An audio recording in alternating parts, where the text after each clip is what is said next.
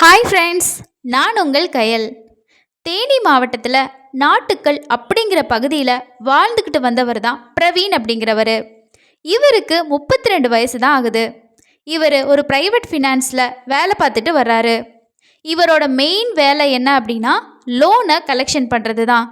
ஆனால் ரொம்ப வருஷமாக அந்த கம்பெனியில் இவர் வேலை பார்த்துட்டு வந்தனால மோஸ்ட்லி எல்லா வேலையுமே இவருக்கு தெரியும். அதனால் ஒரு கஸ்டமர் வந்தாங்க அப்படின்னா இவர் எல்லா வேலையுமே பார்ப்பாரு. அதாவது லோன் கேட்டு வந்தவங்களுக்கான அப்ளிகேஷன் போட்டதுலேருந்து என்னென்ன டாக்குமெண்ட்ஸ் வேணும், அந்த டாக்குமெண்ட்ஸை வெரிஃபிகேஷன் பண்ணுறது, அதுக்கப்புறமா ப்ராசஸ் பண்ணி அவங்களுக்கு லோன் வாங்கி கொடுக்குறது, நெக்ஸ்ட்டு மாதம் கரெக்டாக டியூ கட்டுறாங்களா, ஸோ அந்த அமௌண்ட்டை கலெக்ஷன் பண்ணக்கூடிய வேலையுமே இவர் பார்த்துக்கிட்டு வந்திருக்காரு. இதனால் நிறைய கஸ்டமரை இவர் கவர் பண்ணி மந்த்லி ஒரு நல்ல டார்கெட்டை ஃபைனான்ஸ்க்கு கொடுத்துட்டு இருந்திருக்காரு. இவருக்கு கல்யாணமாகி ஒய்ஃபோட தனியாக வீட்டெடுத்து தங்கிட்டு இருக்காரு. டெய்லியும் இவரோட வேலை டைம் அப்படின்னு நம்ம பார்த்தோன்னா காலையில் 8 மணிக்கு போனார் அப்படின்னா ஈவினிங் ஒரு 6-6:30 மணிக்குள்ளே வீட்டுக்கு வந்துடுவார். ஸோ இதுதான் இவரோட வேலை டைமாக இருந்திருக்கு. சில டைமில் கலெக்ஷன் வேலை அதிகமாக இருக்குது அப்படின்னா லேட் நைட் கூட வீட்டுக்கு வருவார். ரொம்ப லேட் ஆயிடுச்சு அப்படின்னா ஃபைனான்ஸில் வேலை பார்க்கக்கூடிய பசங்களோட ரூமில் ஸ்டே பண்ணிக்குவார். இப்படி தான் இவரோட லைஃபு போய்கிட்டு இருந்துச்சு.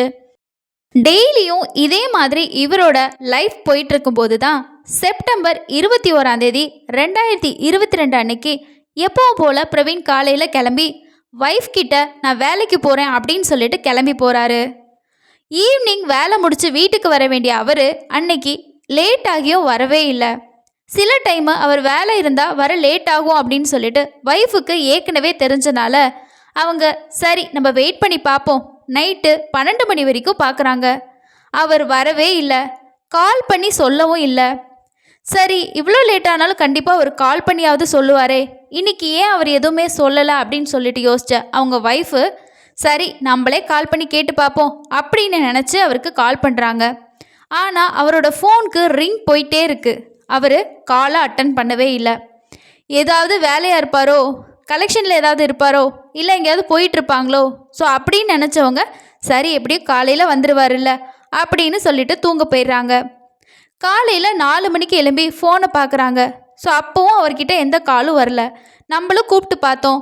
சில டைம் அவர் கால் பார்த்துருந்தா கூட நம்ம தூங்குவோன்னு சொல்லிட்டு ஒரு மெசேஜாவது போடுவார். ஆனால் இன்றைக்கி எதுவுமே வரல அப்படின்னு சொல்லிட்டு ஸோ என்ன ஆகியிருக்கும் அப்படின்னு சொல்லிட்டு வெயிட் பண்ணுறாங்க. ஸோ விடிகிற வரைக்கும் பார்க்கலாம். ஏன்னா சில டைம் என்ன பண்ணுவாருன்னா ஏர்லி மார்னிங் ஒரு 2-3 மணிக்கு கூட வீட்டுக்கு வருவார். இன்றைக்கி எந்த தகவலுமே இல்லையே அப்படின்னு சொல்லிட்டு கட்டிலில் படுத்து அப்படியே யோசிச்சுக்கிட்டே இருக்காங்க. காலையில் மணி 5-6 ஆகுது. இது வரைக்கும் பிரவீன் பற்றி எந்த தகவலுமே கிடைக்கல. அதுக்கப்புறம் என்ன பண்ணுறாங்கன்னா சரி பிரவீன் வேலை பார்க்கக்கூடிய அந்த கம்பெனிக்கு நம்ம கால் பண்ணி கேட்டு பார்க்கலாம். ஸோ அதுக்கு முன்னாடி இன்னொரு டைம் இவருக்கு ட்ரை பண்ணலான்னு சொல்லிட்டு பிரவீனோட நம்பருக்கு கால் பண்ணுறாங்க. அப்போது அவரோட ஃபோனு சுவிட்ச் ஆஃப் அப்படின்னு சொல்லி வருது. இதுவே இவங்க நைட்டு கால் பண்ணப்போ அவங்களோட ஃபோனில் ரிங் போச்சு, ஆனால் அவர் எடுக்கலை. காலையில் ஃபோன் பண்ணால் சுவிட்ச் ஆஃப் அப்படின்னு வருது. ஸோ ஒரே பதட்டத்தில் என்ன பண்ணுறாங்கன்னா ஃபைனான்ஸில் கூட வேலை பார்க்குறவங்களுக்கும் ஆஃபீஸ்க்கு எல்லாருக்குமே கால் பண்ணி கேட்குறாங்க. ஸோ அதுக்கு அவங்க சொன்ன ஒரே பதில் என்னென்னா நேற்று வேலை முடிஞ்சு ஈவினிங் அவர் 5 மணிக்கே ஆஃபீஸ்லேருந்து கிளம்பி போயிட்டாரு, இன்னுமா வீட்டுக்கு வரல அப்படின்னு சொல்லி கேட்குறாங்க. இதை கேட்ட பிரவீனோட ஒய்ஃப்க்கு என்னடா இது, ஈவினிங் 5 மணிக்கு கிளம்பிட்டாருன்னு சொல்கிறாங்க, ஆனால் அடுத்த நாள் காலையில் 6 மணி 7 மணி ஆகியும் இன்னும் இவர் வீட்டுக்கே வரலையேன்னு சொல்லிட்டு ஒரே பதட்டத்தில் உடனே என்ன பண்ணுறாங்கன்னா கம்பம் போலீஸ் ஸ்டேஷனுக்கு போயிட்டு போலீஸ் ஸ்டேஷனில் போயிட்டு தன்னோட ஹஸ்பண்டை நேற்று ஈவினிங் அவர் வேலை முடிச்சுட்டு வந்ததுலேருந்து அவர் வீட்டுக்கு வரவே இல்லை, இப்போ காலையிலையும் அவர் வரல அப்படின்னு சொல்லிட்டு அவங்க கம்ப்ளைண்ட் கொடுக்கும்போது போலீஸ் எல்லா இன்ஃபர்மேஷனும் கேட்குறாங்க. ஸோ காலையில் எத்தனை மணிக்கு போவார், ஈவினிங் எத்தனை மணிக்கு வருவார், இந்த மாதிரி அவரை பற்றின எல்லா டீட்டெயில்ஸையும் அவங்க கேதர் பண்ணிவிட்டு ஒரு மிஸ்ஸிங் கம்ப்ளைண்ட் ரெஜிஸ்டர் பண்ணிக்கிறாங்க. அதுக்கப்புறமா போலீஸ் அவங்களோட விசாரணையை தொடங்குறாங்க. ஃபஸ்ட்டு அவர் வேலை பார்க்குற இடம், அவரோட ஃப்ரெண்ட்ஸு, அதுக்கப்புறம் அவங்களோட ஃபேமிலியில் இருக்கிறவங்க, இந்த மாதிரி சம்மந்தப்பட்ட எல்லாத்துக்கும் கால் பண்ணி அண்ட் நேரில் எல்லாமே விசாரிக்கிறாங்க. ஆனால் யாருக்கும் எந்த தகவலுமே தெரியல. ஸோ போலீஸ்கிட்ட அவங்க சொல்கிறது ஃபைனான்ஸில் இருக்கிறவங்க எப்பயும் காலையில் வருவார், சாயந்தரம் போவார், அதே மாதிரி தான் நேற்று போனார், எங்களுக்கு வேறு எந்த இன்ஃபர்மேஷனும் தெரியாது அப்படின்னு சொல்லிட்டு சொல்லிடுறாங்க. ஸோ இன்னொரு விஷயம் என்ன அப்படின்னா ஒய்ஃப் வந்து சொல்கிறத பற்றி பார்க்கும்போது அவர் டெய்லியும் காலையில் போனாருன்னா ஈவினிங் டைமே திரும்ப மாட்டார். சில டைம் ஓவர் டைம் வேலையெல்லாம் இருந்துச்சுன்னா அன்னைக்கு ஸ்டே பண்ணிவிட்டு அடுத்த நாள் கூட வருவார் அப்படின்ற மாதிரி தான் அவங்க கம்ப்ளைண்ட்டில் சொல்லியிருக்காங்க. ஆனால் கூட வேலை பார்க்குறவங்க சொன்ன விஷயம் என்னன்னா, அவர் வந்து காலையில் வந்தார்னா ஈவினிங் வந்து ஒரு 6 மணிக்கெல்லாம் கிளம்பிடுவார். மேக்ஸிமம் 6 மணிக்கு இங்கேருந்து கிளம்பிடுவார் அப்படின்னு சொல்லியிருக்காங்க. ஸோ இதை கேட்ட போலீஸ்க்கு பிரவீனோட ஒய்ஃபுக்கு தெரியாமல் அவர் ஏதோ ஒரு விஷயத்த மறைச்சு செஞ்சிட்ருக்காரு அப்படின்ற ஒரு விஷயம் புரிய வருது. ஸோ அதனால இவங்கக்கிட்ட விசாரித்தா நமக்கு வேறு எந்த இன்ஃபர்மேஷனும் தெரிய போகிறதில்ல அப்படின்னு சொல்லிட்டு பிரவீனோட மொபைல் நம்பரோட கால் ஹிஸ்ட்ரியை எடுத்து பார்க்கலாம். ஸோ அவர் கடைசியாக யார்கிட்ட பேசிகிட்டு இருந்தார் அந்த மாதிரி விஷயங்களை எடுக்கலான்னு சொல்லிட்டு அதை கேதர் பண்ணும்போது தான் இன்னொரு முக்கியமான விஷயம் அவங்களுக்கு கிடைக்கிது. அதாவது கடந்த சில மாதமாகவே பிரவீன் வந்து ஒரு குறிப்பிட்ட நம்பருக்கு மணிக்கணக்கில் பேசியிருக்காரு. அந்த நம்பரும் அடிக்கடி பிரவீனுக்கு கால் பண்ணியிருக்காங்க, பேசியிருக்காங்க. ஸோ அந்த நம்பரோட ஓனர் யார் அப்படின்ற டீட்டெயில்ஸ் எடுக்கும்போது தான் அவங்க பேர் கனிமொழி அப்படிங்கிறது தெரிய வருது. அந்த கனிமொழி அப்படிங்கிற லேடியோட ஐடி ப்ரூஃபில் இருக்க அட்ரஸை செக் பண்ணப்போ தான் அவங்க பிரவீனோட வீடு இருக்கக்கூடிய ஏரியாவில் தான் இருக்காங்க அப்படிங்கிறது போலீஸ்க்கு தெரிய வருது. இப்போ போலீஸ்க்கு பிரவீனுக்கும் கனிமொழிக்கும் ஒரு லிங்க்கு கண்டிப்பாக இருக்கணும். ஸோ ஏதாவது ஒரு இல்லீகலான தொடர்பு கூட இருக்கலாம் அப்படின்னு சொல்லிட்டு அவங்க வந்து யோசிக்கிறாங்க. ஏன்னா கடைசியாக காணாமல் போன நாள் கூட இவங்க 2 பேரும் பேசியிருக்காங்க அப்படின்ற ப்ரூஃப் வந்து அவங்கக்கிட்ட இருக்குது. ஸோ அடுத்ததான் என்ன பண்ணுறாங்கன்னா, உடனே போலீஸ் வந்து கனிமொழி வீட்டுக்கு போயிட்டு கிடைச்ச ஆதாரங்களை வச்சு விசாரிக்கிறாங்க. ஸோ அவங்க என்ன சொல்கிறாங்க அப்படின்னா, பிரவீன் அப்படிங்கிறவர் ஒரு ஃபைனான்ஸ் கம்பெனியில் வேலை பார்க்குறாரு. நான் வந்து அங்கே தான் லோன் வாங்கியிருக்கேன். ஆரம்பத்தில் கரெக்டாக டியூவெல்லாம் கட்டிகிட்டு இருந்தேன். கொஞ்சம் குடும்ப பிரச்சனை காரணமாக என்னால் சரியாக வட்டி கட்ட முடியல. ஸோ அதனால் பிரவீன் அப்படிங்கிறவர் கலெக்ஷன் ஏஜென்ட் அப்படிங்கிறனால அடிக்கடி எனக்கு கால் பண்ணி டியூவை கட்டுங்க அப்படின்றத சொல்லுவார். ஸோ இப்படி தான் அவரை எனக்கு தெரியும் அப்படின்னு சொல்கிறாங்க. மற்றபடி அவருக்கும் எனக்கும் எந்த சம்மந்தமும் கிடையாது அப்படின்னு சொல்லிட்டு கிளியராக போலீஸ்கிட்ட சொல்லிடுறாங்க. அது மட்டும் இல்லாமல் இந்த கனிமொழியோட ஹஸ்பண்ட் கூட பிரவீன் அப்படிங்கிறவர் நல்ல ஒரு க்ளோஸ் ஃப்ரெண்டாகவும் பழகிட்டு இருந்திருக்காரு அப்படின்ற விஷயமும், அவரோட நம்பருக்கும் இவர் அடிக்கடி பேசியிருக்காரு அப்படின்ற தகவலுமே இந்த விசாரணையப்போ போலீஸ்க்கு கிடைக்கிது. பட் இவங்க என்ன தான் கரெக்டாக கிளியராக சொன்னாலுமே போலீஸ்க்கு வந்து அப்படியே டியூ கலெக்ஷன் பண்ணணும் அப்படின்னாலும் அன்டைம்லாம் கால் பண்ணி பேசுகிற அளவுக்கு ஏதாவது ஒன்று இருந்தால் தான் பேசுவாங்க அப்படின்ற ஒரு டவுட் இருக்கிறனால 2 பேர்த்தையும் சந்தேகத்தின் அடிப்படையில் அரெஸ்ட் பண்ணிவிட்டு ஸ்டேஷனுக்கு கூட்டிகிட்டு போகிறாங்க. அங்கே போயிட்டு ஃபஸ்ட்டு வந்து 2 பேரையும் விசாரிக்கும் போது ஒருத்தருக்கு ஒருத்தர் மாற்றி மாற்றி சில விஷயங்களை சொல்கிறாங்க. ஸோ அதுலேயே போலீஸ்க்கு வந்து 2 பேர் மேலேயும் சந்தேகம் வந்துடுது. நெக்ஸ்ட்டு இன்னும் கொஞ்சம் சிறப்பான விசாரணையை விசாரிக்கும் போது தான் கனிமொழியும் ராஜேஷும் 2 பேரும் சேர்ந்து தான் பிரவீனை கொலை பண்ணியிருக்காங்க அப்படின்ற விஷயம் தெரிய வருது. இப்போ பிரவீன் அப்படிங்கிறவர் உயிரோடு இல்லை, அவர் வந்து இறந்துட்டார், இவங்க கொலை பண்ணிட்டாங்க அப்படின்றத போலீஸ்க்கு தெரிய வந்தாச்சு. ஸோ இந்த கொலையை வந்து எதுக்காக பண்ணாங்க, ஸோ கொலை பண்ண அந்த பாடியை இப்போ எங்கே டிஸ்போஸ் பண்ணியிருக்காங்க அப்படின்ற இன்ஃபர்மேஷன் போலீஸ்க்கு தெரியணும் அப்படின்றதுக்காக அடுத்த கட்ட விசாரணையை ஆரம்பிக்கிறாங்க. பிரவீனோட பாடியை இவங்க என்ன பண்ணியிருக்காங்க அப்படின்னா, கொலை பண்ணதுக்கு அப்புறமா ஒரு மூட்டை மாதிரி கட்டிட்டு கம்பத்துக்கு அந்த பைபாஸ்க்கு பக்கத்தில் இருக்கக்கூடிய ஒரு ஆற்றுல, அதாவது முல்லை பெரியார் ஆற்றுல வீசிட்டு வந்திருக்கோம் அப்படின்ற விஷயத்த சொல்லியிருக்காங்க. இப்போ போலீஸ்க்கு வந்து அந்த பாடியை கண்டுபிடிக்கணும் அப்படிங்கிற ஒரு ப்ரெஷரும் அவங்களுக்கு ஏற்படுது. இதுக்கப்புறமா போலீஸோட ஸ்பெஷல் டீம் ஒன்று ஃபார்ம் பண்ணி அந்த ஆற்றை சுற்றி இருக்கக்கூடிய எல்லா இடங்கள்லையுமே தேடுறாங்க. ஏன்னா பாடி அப்படிங்கிறது ஏதாவது ஒரு கரையோரத்தில் ஒதுங்கி இருக்கலாம், இல்லைனா ஏதாவது ஒரு ஓரங்களில் ஒதுங்கி இருக்கிறதுக்கு வாய்ப்பு இருக்குது அப்படின்னு சொல்லிட்டு இவங்களோட டீம் வந்து போயிட்டு தேடும்போது தான் ஒரு இடத்துல அந்த பாடி வந்து ரெக்கவர் பண்ணுறாங்க. ஸோ அதுக்கு அடுத்தது என்ன பண்ணுறாங்கன்னா, அந்த பாடியை போஸ்ட்மார்ட்டம் வந்து அனுப்புகிறாங்க. போஸ்ட்மார்ட்டத்தோட ரிப்போர்ட்டும் வந்து வருது. ஸோ அந்த ரிப்போர்ட் படி இவங்க சொன்ன மாதிரியே பிரவீனை 2 பேரும் சேர்ந்து கழுத்தை நெரிச்சு தான் கொலை பண்ணியிருக்காங்க அப்படிங்கிறது அந்த ரிப்போர்ட்டில் கன்ஃபார்ம் ஆகுது. இப்போது இவங்க தான் கொலை பண்ணாங்க அண்ட் பாடியும் கிடச்சாச்சு, கொலையும் கன்ஃபார்ம் ஆச்சு. இதுக்கப்புறம் எதுக்காக இவங்க கொலை பண்ணாங்க அப்படின்றத விசாரிக்கும் போது தான் விசாரணையப்போ கனிமொழி என்ன சொல்கிறாங்க அப்படின்னா, பிரவீனோட ஃபைனான்ஸில் தான் கனிமொழி வந்து பர்சனல் லோனாக ஒரு 50,000 பக்கம் வாங்கியிருக்காங்க. ஸோ அதோட கலெக்ஷன் வேலையை தான் பிரவீன் வந்து பார்த்துட்டு இருந்திருக்காரு. பொதுவாக பிரவீனோட கேரக்டர் எப்படி அப்படின்னா, லேடிஸ் கிட்ட பிரவீன் கொஞ்சம் வலிகிற மாதிரி தான் பேசுவார். ஸோ லோன் வசூல் பண்ணக்கூடிய இடங்களில் அந்த லேடிஸ் கிட்டோட கான்டாக்ட் நம்பரை எடுத்துகிட்டு ஸோ நீங்கள் லோன் கட்டுங்க, இந்த மாதிரி கொஞ்சம் வலிகிற மாதிரி அதிகமாக பேசுவார். ஆனால் எல்லா லேடிஸும் அதை வந்து அக்செப்ட் பண்ண மாட்டாங்க. சில பேர் என்ன பண்ணிடுவாங்க அப்படின்னா, ஸோ இவனோட பேச்சே நல்லா இல்லை, சரி நம்ம லோன் வாங்கினது தப்பு தான், கட்டி தான் ஆகணும், அதுக்காக இவன் பேசுகிறதெல்லாம் கேட்டுட்ருக்கணும் அப்படின்றது இல்லைன்னு சொல்லிட்டு அவங்க வந்து அவங்க ஹஸ்பண்ட் கிட்ட பேசி ஸோ அவரை வந்து காண்டாக்ட் பண்ணுற மாதிரி சில நேரங்களில் நடந்திருக்கு. ஆனால் இந்த கனிமொழி விஷயத்தில் என்ன நடந்திருக்கு அப்படின்னா, கனிமொழிக்கு வந்து இந்த பிரவீன் பேசக்கூடிய அந்த விஷயங்கள், அவர் நம்ம மேலே இன்ட்ரெஸ்ட் காட்டுறாரு அப்படிங்கிறத இவங்க புரிஞ்சுக்கிட்டு இவங்க என்ன பண்ணியிருக்காங்க அப்படின்னா, அவருக்கு கம்பெனி கொடுக்க ஆரம்பிச்சிருக்காங்க. அதாவது எதுக்காக கம்பெனி கொடுக்கணும் அப்படின்ற ஒரு எண்ணம் இவங்களுக்கு வந்திருக்குன்னா, இப்போ நம்மளும் வந்து லோன் வாங்கியிருக்கோம், ஸோ மாதம் மாதம் டியூ கட்டணும், இன்ட்ரெஸ்ட் கட்டணும், சில டைம் கட்ட முடியலன்னா என்ன பண்ணுறது, அதனால் இந்த பிரவீன் நம்ம மேலே கொஞ்சம் இன்ட்ரெஸ்ட்டாக இருக்கான், நாமளும் அவன் கூட கொஞ்சம் இன்ட்ரெஸ்ட் காட்டணும் அப்படின்னா பணத்தை நம்ம திருப்பி கட்ட தேவையில்லை, மாதம் மாதம் நம்மளை கேட்டு தொல்லை பண்ண மாட்டான் அப்படின்ற ஒரு மோட்டிவில் தான் இவங்க வந்து அவர் கூட ஒரு இன்ட்ரெஸ்ட் காட்ட ஆரம்பிச்சிருக்காங்க. நெக்ஸ்ட்டு பிரவீனுக்கு என்ன அப்படின்னா, ஸோ இது ஒரு நல்ல சான்ஸ் நமக்கு, ஏன்னா கிடைச்ச வரைக்கும் நமக்கு லாபம் தான் அப்படின்னு நினச்சிட்டு கனிமொழியோட ரொமான்ஸ் பண்ண ஆரம்பிச்சிருக்காரு. ஃபஸ்ட்டு 2 பேரும் ஃபோனில் தான் பேச ஆரம்பிச்சிருக்காங்க.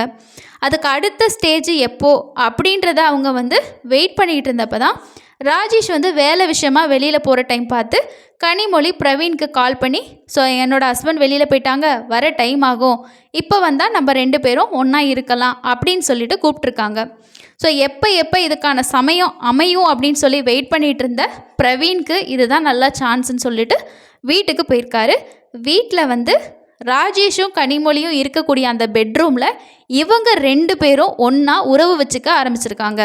ஸோ இது கொஞ்ச நாளாக இப்படியே போகும்போது ஒரு நாள் கனிமொழி வந்து பிரவீன் கிட்டே கேட்குறாங்க, இப்படி நம்ம 2 பேரும் ஒன்றா இருக்கதை என்னோட கணவர் என்றைக்காவது தெரிஞ்சுக்கிட்டாரு அப்படின்னா என்ன பண்ணுறது, ஸோ அந்த மாதிரி சமயத்தில் நம்ம என்ன பண்ண முடியும், நம்ம மாட்டிக்குவோம் இல்லையா, அந்த மாதிரி கேட்டிருக்காங்க. ஸோ அதுக்கு பிரவீன் என்ன சொல்லியிருக்காரு அப்படின்னா, உன்னோட கணவர்கிட்ட நான் வந்து ஒரு ஃபைனான்ஸ் ஆஃபீஸர், ஸோ நான் இவர்கிட்ட தான் லோன் வாங்கியிருக்கோம், உங்கள் ஆஃபீஸில் இவர் தான் கலெக்ஷன் பண்ணுறாரு அப்படின்னு சொல்லிட்டு என்ன நீ வந்து இன்ட்ரடியூஸ் பண்ணு, நானும் அவரும் ஃப்ரெண்ட்ஸ் ஆகிட்டோம் அப்படின்னா அடிக்கடி நாங்கள் ஃப்ரெண்ட்ஸ் அப்படின்றதுல உன் வீட்டுக்கு வர்றதுக்கு அவருக்கு சந்தேகம் இருக்காது அப்படின்னு சொல்லவே இவங்க வந்து தன்னோட கணவர்கிட்ட இவர் பிரவீன் அப்படின்னு சொல்லிட்டு அறிமுகப்படுத்தியிருக்காங்க.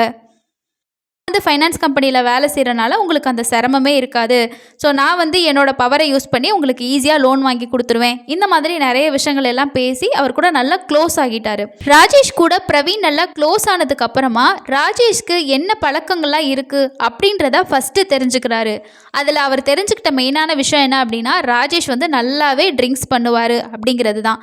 ஸோ இது வந்து நமக்கு ரொம்ப சாதகமான ஒரு விஷயமாச்சே, இதை நம்ம பயன்படுத்திக்கிட்டு கனிமொழியோட நம்ம வந்து நல்லா உல்லாசமாக இருக்கலாம், ஸோ வந்து இவர் வந்துடுவார் அப்படின்றத நம்ம பயந்துக்கிட்டு இனிமேல் இருக்க தேவையில்லை அப்படின்னு சொல்லி பிளான் பண்ணுறவர் ஈவினிங் வந்து ஃபைனான்ஸில் ஒரு 6 மணி பக்கமாக வேலையை முடிச்சுட்டு அங்கேருந்து கிளம்பி ஒரு பாட்டில் மதுவோடையே ராஜேஷ் வீட்டுக்கு வர்றாரு.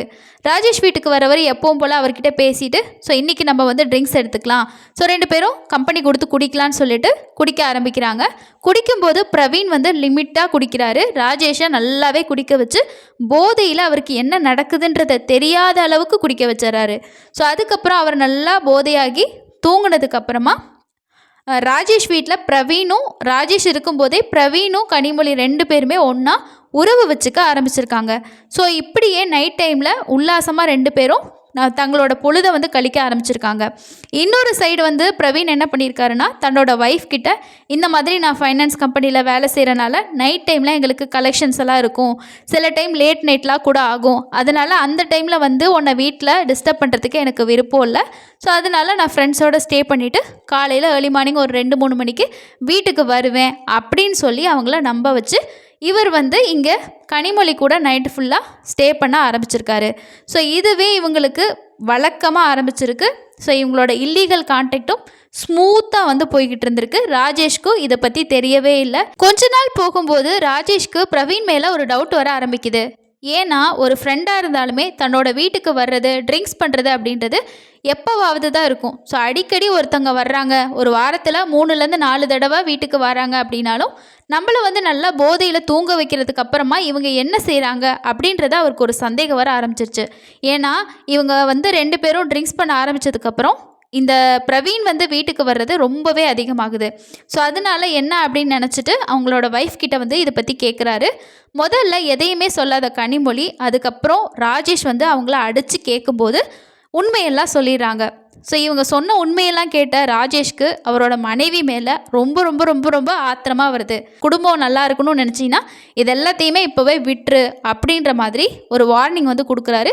அதுக்கப்புறம் அவங்களுக்குள்ள அடிக்கடி இதே விஷயத்தினால சண்டை வர ஆரம்பிச்சிருக்கு. ஸோ ஒரு கட்டத்தில் யோசித்த கனிமொழி நம்ம வந்து பிரவீன் கிட்டேருந்து விலகிடலாம், ஸோ அதுதான் நம்மளுக்கு நல்லது அப்படின்ற மாதிரி முடிவு பண்ணி கனிமொழி என்ன பண்ணுறாங்கன்னா பிரவீன் கிட்ட ஒரு நாள் போயிட்டு நான் கடனை வந்து வட்டியோடு திருப்பி கொடுத்துட்றேன், இனிமே நமக்குள்ளே எந்த உறவும் வேணாம் அப்படின்னு சொல்லியிருக்காங்க. இதை கேட்ட பிரவீன் அது எப்படி முடியும், என்னால் உன்னை விட்டெல்லாம் இருக்க முடியாது, என்னதான் பிரவீன் வந்து நீ என் கூட இருக்கணும் அப்படின்ற மாதிரி கனிமொழியை கேட்டாலுமே கனிமொழி என்ன சொல்கிறாங்க அப்படின்னா இது வரைக்கும் நான் உங்கள் கூட பண்ணது தப்புன்னு எனக்கு எல்லாமே புரியுது, ஸோ இதெல்லாமே இதோட நம்ம நிறுத்திக்கலாம், அதுதான் நம்ம 2 பேர்த்தோட லைஃபுக்கும் நல்லது அப்படின்ற மாதிரி சொல்லிடுறாங்க. ஸோ இவங்க வந்து இவங்களோட ஹஸ்பண்டான ராஜேஷ்க்கு இவங்களோட இல்லீகல் கான்டாக்ட் தெரியுன்ற விஷயத்த பிரவீன் கிட்ட சொல்லவே இல்லை. அதனால் பிரவீன் என்ன சொல்கிறாரு அப்படின்னா இல்லை நீ என்னோட இருந்து தான் ஆகணும் அப்படின்ற மாதிரி அவங்கள மிரட்ட ஆரம்பிச்சிருக்காரு. அது மட்டும் இல்லாமல் அவரோட இன்னொரு சுயரூபத்தையும் அவங்களுக்கு காட்டியிருக்காரு. டெய்லியும் வீட்டுக்கு வர்ற பிரவீன் கனிமொழிக்கு தெரியாமல் அவரோட ஃபோனில் அவங்க 2 பேரும் ஒன்றா இருக்கக்கூடிய வீடியோஸை டெய்லியுமே அவர் வந்து எடுத்து வச்சுருந்துருக்காரு. ஸோ அதை எல்லாத்தையும் கனிமொழிக்கிட்ட காட்டி உன்னோட வாட்ஸ்அப்புக்கு ஷேர் பண்ணியிருக்கேன் பாரு, இந்த ஷேர் பண்ணியிருக்க வீடியோவை நான் வந்து எல்லாருக்கும் ஷேர் பண்ணேன் அப்படின்னா இந்த ஊர் உலகம் எல்லாமே உன்னோட இந்த உடம்பை பார்க்கும், ஸோ அதனால நீ என்ன பண்ணணும்னா பழைய மாதிரி என்னோட ஒன்றா இருக்கணும், அப்படி இருக்க மாட்டேன்னு சொன்னீங்கன்னா அடுத்த நிமிஷமே இதை நான் சோஷியல் மீடியாவில் ஸ்ப்ரெட் பண்ணிடுவேன் அப்படின்னு சொல்லிட்டு மிரட்டுறாரு. ஸோ நாம் வந்து ஏதோ ஒரு விஷயத்த நினச்சி இவனோட பண்ண தப்பு இன்றைக்கி இந்த அளவுக்கு நம்மளை கொண்டு வந்துருச்சே அப்படின்னு நினச்சிட்டு அவங்க என்ன செய்கிறதுன்னு புரியாமல் ஸோ எனக்கு கொஞ்ச நாள் டைம் கொடு அப்படின்னு சொல்லிட்டு வீட்டுக்கு வந்துடுறாங்க. வீட்டுக்கு வந்ததுக்கப்புறமா தன்னோட வாட்ஸ்அப்பில் வந்திருக்கக்கூடிய அந்த மெசேஜு அந்த வீடியோவை வந்து தன்னோட கணவர்கிட்ட காட்டும்போது அவருக்கு வந்து என்னடா நம்ம ஒய்ஃப் வந்து இப்படி ஒரு வீடியோவில் இருக்காளே அப்படின்ற மாதிரி அவருக்கு ரொம்பவே கோவம் வருது. நம்ம ஒய்ஃப் கூட இவ இல்லீகல் கான்டாக்ட் வச்சுருந்தாலுமே ஸோ ஒரு கட்டத்தில் எல்லாத்தையும் விட்டுருவா அப்படின்னு நம்ம நினச்சோம் அப்படின்னா இது எல்லாத்தையும் வீடியோவாக எடுத்து வச்சு சோஷியல் மீடியாவில் போடுவேன்னு சொல்கிற அளவுக்கு இவன் இருக்கானே, ஸோ ஒரே முடிவு இவனோட கதையை முடிக்கிறது தான் அப்படின்ற மாதிரி 2 பேரும் இதுக்கான திட்டத்தை வந்து போடுறாங்க. அவங்க 2 பேரும் சேர்ந்து போடுற திட்டத்துப்படி சரியாக செப்டம்பர் 21 நைட்டு ஒரு 10 மணி வாக்கில் கனிமொழி என்ன பண்ணுறாங்கன்னா பிரவீனுக்கு கால் பண்ணிவிட்டு எப்பவும் போல் என்னோடய கணவர் இன்றைக்கும் வெளியிலே குடிச்சிட்டு வந்துட்டார், குடிச்சிட்டு வந்து ரொம்ப போதையில் வந்து தூங்கிட்டு இருக்காரு, ஸோ அதனால் நீங்கள் வந்து வீட்டுக்கு வாங்க நம்ம 2 பேரும் ஒன்றா இருக்கலாம் அப்படின்னு சொல்லியிருக்காங்க. ஸோ கடைசியாக 2 பேரும் மீட் பண்ணி எனக்கு கொஞ்ச நாள் டைம் கொடுங்க அப்படின்னு சொன்னதுக்கப்புறமா கனிமொழி பிரவீனை கூப்பிடவே கிடையாது வீட்டுக்கு. ஸோ இவரும் வந்து சரி கொஞ்ச நாள் அவளுக்கு டைம் கொடுக்கலாம், ஏதோ ஒரு பிரச்சனைனால நம்மக்கிட்டேருந்து விலகிறதா நினச்சா கொஞ்சம் டைம் கொடுத்தா புரிஞ்சுக்குவா அப்படின்னு சொல்லி வெயிட் பண்ணவருக்கு அன்னைக்கு அந்த கால் வந்து ஒரு அல்வா மாதிரி இருந்திருக்கு. ஸோ இன்றைக்கி போனோம் அப்படின்னா நம்ம இத்தனை நாள் போகவே இல்லை, ஸோ இனிமேல் இவளோட நம்ம கண்டினியூ பண்ணலாம் அப்படின்னு நினச்சிக்கிட்டு நைட்டு கிளம்பி அவங்க வீட்டுக்கு வந்து போகிறாரு. வீட்டுக்குள்ளே போய் பார்த்தா அங்கே ராஜேஷ் வந்து கட்டிலில் போதையில் படுத்து கிடக்கிற மாதிரியே படுத்து கிடக்கிறாரு. அதுக்கப்புறம் இவங்க 2 பேரும் இவர் என்ன பண்ணுறாருன்னா பிரவீன் வந்து கனிமொழியை கட்டிப்பிடிக்கிறாரு. அந்த எதிர்பார்க்காத சமயத்தில் ராஜேஷ் பின்னாடி இருந்து பிரவீனை கீழே தள்ளி விட்டுட்டு ஏற்கனவே அவங்க வந்து ரெடியாக வச்சுருந்த ஒரு வயர் எடுத்து பிரவீனோட கழுத்தை பிடிச்சி நெரிக்கிறாரு. அவர் இறந்துட்டாரு அப்படின்றத உறுதிப்படுத்தினதுக்கு அப்புறமா அவரோட உடம்பை ஒரு மூட்டை மாதிரி கட்டி ரெடியாக வச்சுருக்காங்க. ஸோ நைட்டு இவங்களோட வேலை கச்சிதமாக முடிஞ்சதுக்கப்புறமா தன்னோட ஃப்ரெண்டான தினேஷ்க்கு கால் பண்ணி வா அப்படின்னு சொல்லி வரவும் பேரும் சேர்ந்து ஏற்றிக்கிட்டு ஸோ 3 பேருமா சேர்ந்து எடுத்துகிட்டு போயிட்டு கம்பம் பைபாஸ் ரோட் கிட்ட இருக்கக்கூடிய அந்த ஆற்றுல தூக்கி வீசிட்டு வந்துடுறாங்க. ஸோ ஆற்றுல போட்டுட்டோம் அப்படின்னா அந்த போகிற தண்ணி ஃபோர்ஸ்க்கு அப்படியே அடிச்சுக்கிட்டு போயிடும். ஸோ பாடி எங்கேயுமே நிற்காது, அதனால் நம்மளை யாரும் கண்டுபிடிக்க மாட்டாங்க, இந்த பிரச்சனை பெருசாக வராது, அப்படியே வந்தாலும் ஃபோன் கால் வச்சு தான் கேட்பாங்க, அதை நம்ம பேசி சமாளிச்சுக்கலாம் அப்படின்னு சொல்லிட்டு 3 பேரும் அவங்கவுங்க வேலையை கவனிக்க ஆரம்பிச்சிடுறாங்க. ஆனால் பிரவீனோட ஒய்ஃபு இந்த மாதிரி தன்னோட கணவர் காணாமல் போயிட்டாரு அப்படின்ற கம்ப்ளைண்ட் கொடுக்கறது மூலமாக ஸோ இந்த மாதிரி இன்கொயரி பண்ணதில் இவங்க பண்ண தப்பு வெளியில் வந்துருச்சு. ஸோ இவங்க 3 பேரும் இப்போது மாட்டிக்கிட்டாங்க. இந்த சம்பவத்தில் அதிகமாக பாதிக்கப்பட்டது யார் அப்படின்னு பார்த்தோன்னா பிரவீனோட ஒய்ஃப் தான். ஏன் அப்படின்னா தன்னோட கணவர் நம்ம குடும்பத்துக்காக தான் நைட்டு பகல்னு கூட பார்க்காம ரொம்ப கஷ்டப்பட்டு உழைக்கிறாரு, இது எல்லாமே நமக்கும் நம்மளோட ஃப்யூச்சரில் வரக்கூடிய குழந்தைக்கும் தான் அப்படின்னு சொல்லிட்டு அவரையே நம்பி வாழ்ந்துட்டு இருந்திருக்காங்க. ஆனால் இவர் தன்னோட மனைவி கிட்ட கிடைக்காத ஒரு சொகத்தை இன்னொருத்தவங்க கிட்ட கிடைக்கும் அப்படின்னு சொல்லி கொஞ்சம் கூட இவங்களை பற்றி யோசிக்காமல் காமம் அப்படிங்கிற ஒரு விஷயத்தை மட்டுமே பார்த்து அந்த சாக்கடையில் விழுந்தவருக்கு கரெக்டான ஒரு முடிவு அப்படின்றது மரணம் அப்படின்றத கிடச்சிருக்கு. இன்னொரு சைடு என்னதான் கனிமொழி தன்னோட தவறுகள் வெளியே தெரியக்கூடாது அப்படின்னு சொல்லி கொலை அப்படிங்கிறத ஒரு தீர்வாக நினச்சிருந்தாலுமே எவ்வளவு பெரிய முட்டாள்தனம் அப்படிங்கிறத இப்போ கண்டிப்பாக புரிஞ்சிருந்திருப்பாங்க. ஏன்னா எந்த ஒரு தவறுமே ஏதாவது ஒரு வழியில் நிச்சயமாக வெளியே வந்தே ஆகும். ஸோ அது இப்போ இவங்க பண்ண கொலை மூலமாக இவங்க பிரவீன் கூட வச்சுருந்த இல்லீகலான ஒரு கான்டாக்ட் எல்லாமே இப்போ எல்லாருக்கும் தெரிய வந்துருச்சு. இந்த சம்பவத்தில் மனைவியோட மானத்துக்காக யோசித்த ராஜேஷ் இப்போ சிறைக்கு போயிட்டாரு. ஸோ என்னதான் அவள் தப்பு பண்ணியிருந்தாலும் அவளோட இந்த வீடியோஸ் எல்லாம் வெளியில் வரக்கூடாது அப்படின்றதுக்காக ஒரு கொலை அப்படின்ற ஒரு விஷயத்த செஞ்சதுனால இப்போ மனைவியோடு சேர்த்து அவரும் அந்த தண்டனையை அனுபவிக்கிறாரு. இந்த மாதிரியான குற்றங்களில் தவறு செய்கிறவங்களுக்கு தண்டனை கிடைக்குது அப்படின்றத தாண்டியும் அந்த தவறில் எந்த சம்பந்தமுமே இல்லாதவங்களும் அதுக்கான தண்டனையை அனுபவிக்கிறாங்க அப்படின்றது தான் ஒரு கொடுமையான விஷயமா இருக்குது. ஸோ இங்கே பிரவீனோட ஒய்ஃப் அப்படிங்கிறவங்க பிரவீனை நம்பி இருந்ததுக்காகவே இன்றைக்கி ஒரு விதவையாக ஒரு தனியாக ரொம்ப கஷ்டப்பட வேண்டிய ஒரு சூழ்நிலைக்கு தள்ளப்பட்டிருக்காங்க. மனைவியக்காக யோசித்த ராஜேஷும் இன்றைக்கி ஜெயிலில் கஷ்டப்படுறாரு. ஸோ எங்கெல்லாம் குடும்பத்தை விட்டுட்டு காமம் அப்படிங்கிற ஒரு சாக்கடைக்கு போகிற எல்லாரோட லைஃப்பும் ஒன்று ஜெயிலில் தான் முடியுது, அப்படி இல்லைன்னா அவங்களோட வாழ்க்கையே அந்த இடத்துல முடியுது அப்படிங்கிறது தான் இந்த மாதிரியான சம்பவங்கள் மூலமாக நமக்கு ஒரு படிப்பினையாக தெரிய வருது. ஆரம்பத்தில் இந்த மாதிரி விஷயம் எல்லாமே ரொம்ப ரொம்ப ரொம்ப பார்க்க சந்தோஷமாக தான் இருக்கும்.